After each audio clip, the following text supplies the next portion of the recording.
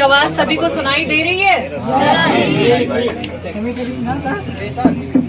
सही बताया कि ये जो चुनाव है ये संविधान बचाने का चुनाव है। जिस तरीके की बातें अभी कस्बे में चल रही थी, क्योंकि मैं मानती हूँ कि मेरा परिवार यहीं से शुरू होता है। मैंने अपना चुनाव, जब मैं टिकट मिला था तो मैंने अपना प्रचार प्रसार यहीं से शुरू किया था।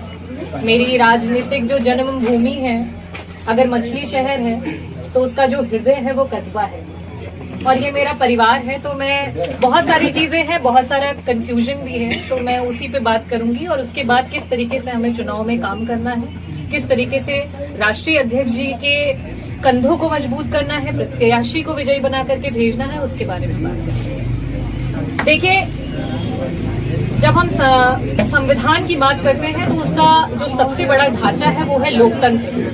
और लोकतंत्र में हर किसी को अधिकार होता है कि वो राजनीति में आ सकता है, चुनाव लड़ सकता है, टिकट की दावेदारी कर सकता है। जैसा कि मुन्ना भाई ने कहा, कई बार कस्बे के हमारे हितैषी परिवार के लोगों ने ये कहा कि नहीं, आप सदन में हम लोगों के बारे में बातें करती हैं। बहुत कम की इतनी हिम्मत होती है कि आज हम 100 हैं और वो 300 से ऊपर हैं, उसके बावजूद भी उनके सीएम, डिप्टी सीएम और उनकी पूरी पार्टी के सामने आप खड़ी होकर के आज माइनॉरिटी की बात करती हैं, महिलाओं की बात करती हैं, दलितों की बात करती हैं, बेरोजगारी की बात करती है, हमारे युवा भाइयों की, हमारे साथियों की बात करती है। इसके लिए बहुत हिम्मत चाहिए।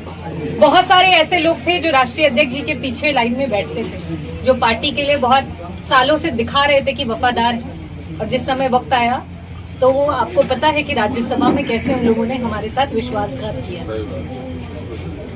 तो लोकतंत्र के नाते मुझे भी अधिकार था, और मैंने राष्ट्रीय अध्यक्ष जी से और आदरणीय डिम्पल भाभी से ये कहा था कि देखिए, जिस तरीके से हम पीडीए की बात कर रहे हैं, दलितों की बात कर रहे हैं, तो दलितों में जिस तरीके से एक पासी समाज है, वैसे ही एक खटिक समाज भी है।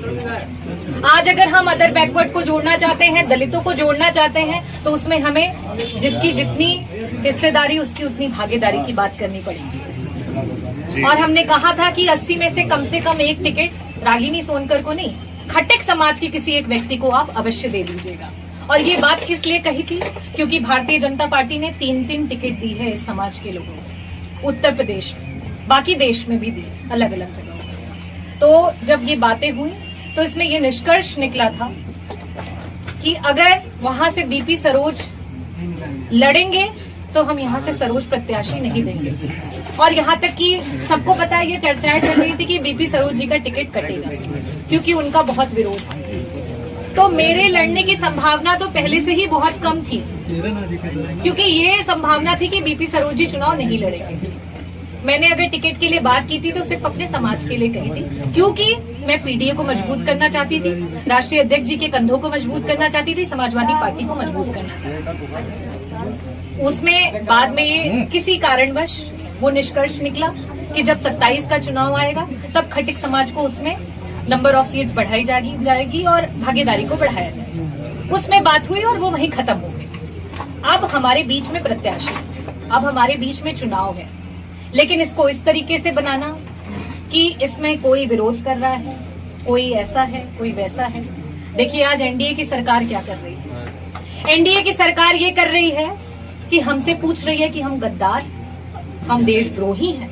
और वही चीज अगर आप अपने व्यक्ति से पूछने लगेंगे कि अरे तुम गद्दार हो, तो आप बताइए, आज एनडीए आपको गद्दार बना रही है और आप आपस में लड़ने लगेंगे तो हम कैसे लड़ पाएंगे? उनसे लड़ पाएंगे हम? अगर आपके लिए कोई मजबूती से वहां खड़ा होकर लड़ाई कर रहा है और आप उसी से सवाल करने लगेंगे तो उसका क्या मनोबल नहीं टूटेगा? बिल्कुल टूटेगा। मैंने आप लोगों को अपना परिवार माना और हमेशा कहा, नगर निकाय चुनाव में एक एक दरवाजे, एक एक घर गई। हाँ, नगर निकाय चुनाव में अलग होता है, वहाँ आपके कई सारे व्यक्तिगत चीजें भी होती हैं, उसको मैं मानती हूँ। मेरे लिए भी नगर निकाय का ये पहला चुनाव था। आपको भी पता है कि राजनीति में ये मेरा पहला पड़ाव है और मैंने अभी 2 साल हुए हैं मेरी राजनीतिक करियर में। लेकिन आप लोगों को भी पता होगा कि पिछले वर्ष जिस समय ईद पड़ी थी, गर्मी से पूरी जनता बेहाल थी। कई दिनों तक मैं प्रॉपर खाना भी नहीं खा पा रही थी, क्योंकि मैं यहाँ पे अपने लोगों का ट्रांसफार्मर नहीं लगा पा रही। लेकिन इससे पहले भी सरकार में भी और बहुत सारे लोग रहे, आपको वो मैं नहीं उल्लेख करना चाहती, लेकिन मैंने लड़ करके